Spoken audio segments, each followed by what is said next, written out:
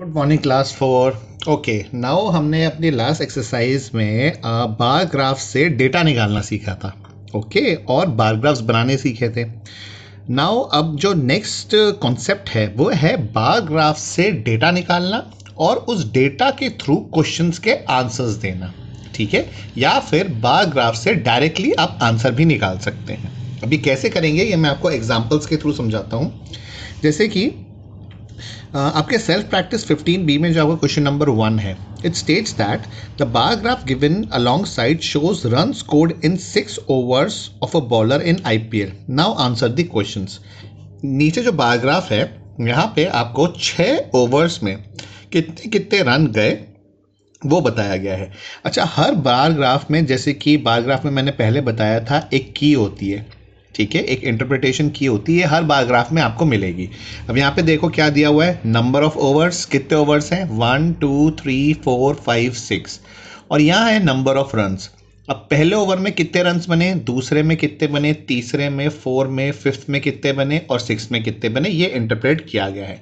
यहाँ पे 1 square is equal to 1 run है, मतलब ये जो एक स्क्वायर है ये 1 रन है, ये दूसरा रन, ये तीसरा रन, ये चौथा रन, ये आ गया 4 रन्स। ठीक है, तो इससे आपको क्या पता चलता है कि पहले ओवर में कितना हुआ, 4 रन्स बने।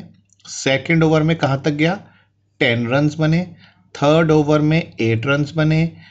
फोर्थ ओवर में 6 रन्स बने। इसी तरीके से फिफ्थ ओवर में 12 रन्स और सिक्स्थ ओवर में 2 रन्स बने। ठीक है, ये डेटा हमको ग्राफ से मिल रहा है। अब इससे आपको क्वेश्चंस के आंसर देने हैं, जैसे कि in which over did the bowler give the most run, किस ओवर में सबसे ज्यादा रन बने। तो सबसे लंबा बार किसका है, इसका है, फिफ्थ का, तो फिफ्थ ओवर में सबसे ज्यादा रन बने। In which over did he bowled well, मतलब सबसे अच्छा ओवर कौन सा गया। जब सबसे अच्छा ओवर वही होता है जिसमें सबसे कम रन बनते हैं, तो सबसे कम रन किसने बने, सिक्स्थ ओवर में। In which over the run made over twice the one first over, किस ओवर में फर्स्ट ओवर में जितने रन्स बने थे उससे डबल रन बने। तो फर्स्ट ओवर में 4 रन्स बने, मतलब आपको पता करना है कि किस ओवर में 4 से डबल मतलब 8 रन्स बने। 8 रन्स किस पे बने हैं, ये देखो, ये कौन सा ओवर है, थर्ड ओवर में। ठीक है, and how many total runs did the bowler give in इस ओवर, टोटल रन्स कितने बने, तो आपको सारे रन्स प्लस करने पड़ेंगे, 4 + 10 + 8 + 6 + 12 एंड +2। ठीक है, ये 4 रन्स, ये 10 रन्स, ये 8 रन्स, ये हो गए आपके 6 रन्स, ये 12 रन्स और लास्ट ओवर में 2 रन्स। इन सारे जो रन्स हैं इनको प्लस करेंगे तो आपका आंसर आ जाएगा। ठीक है, इस तरीके से आपको डेटा इंटरप्रेट करना होता है। ठीक है, एक और करके देखते हैं, जैसे क्वेश्चन नंबर 2 है। क्वेश्चन नंबर 2 में आपको जो डेटा दे रखा है वो है, the bar graph shows the number of class 4B students with perfect attendance for each 4 terms. 4 terms है, टर्म्स होते हैं बेसिकली 4 अलग अलग, 3-3 महीने का एक टर्म होता है, पूरे साल के आपके 4 टर्म्स हो गए। तो इसमें टर्म 1, टर्म 2, टर्म 3 में आपके कितने नंबर ऑफ स्टूडेंट्स रहे, अटेंडेंस कितनी रही उनकी। ठीक है, तो इसमें हुआ आपका 1 स्क्वायर अब है यहाँ पे 25 स्टूडेंट्स के बराबर। एक जो स्क्वायर है वो आपका 25 स्टूडेंट्स के बराबर है।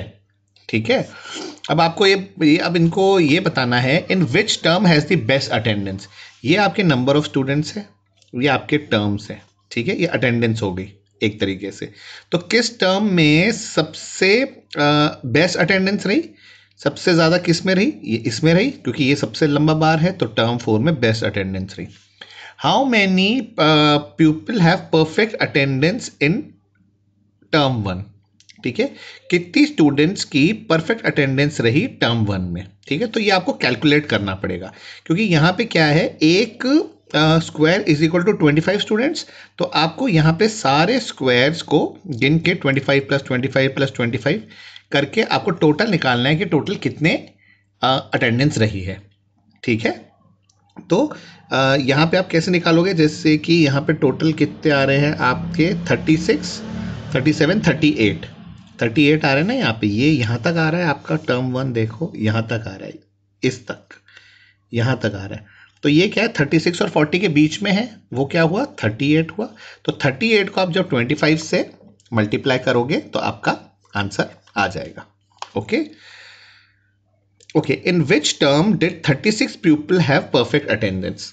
36 पीपल की किस में परफेक्ट अटेंडेंस? तो यहाँ पे क्या नंबर ऑफ स्टूडेंट्स, ये रहा 36, तो किसकी परफेक्ट है? टर्म 3 में। टर्म 3 में 36 स्टूडेंट्स की परफेक्ट अटेंडेंस रही है, ठीक है।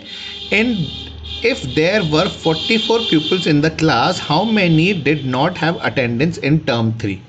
टर्म 3 में अगर टोटल स्टूडेंट्स 44 हैं और उसमें से 36 की परफेक्ट अटेंडेंस रही है, तो कितने लोगों की नहीं रही है? तो आपको क्या करना पड़ेगा? 44 में से 36 को माइनस करेंगे तो आपका आंसर आ जाएगा विच इज 8 पीपल, ठीक है।